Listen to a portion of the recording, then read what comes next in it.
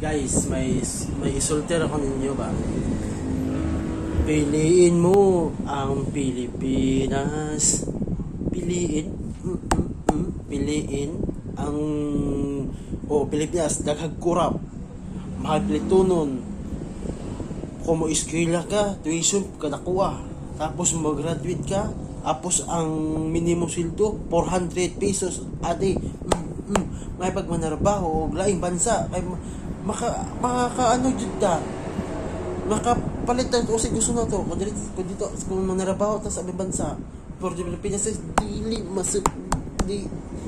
dili makainsakto ang 400 pesos per day. Kay kung mo eskwela karon wa na pati tuition mahal, tanan mga gamit mahal karon adlaw ra na og 400 pesos a day. Dili guys, dili na. Walay Pilipinas, puro korap. Hoy, bisit kayo. Iinit ako kasi.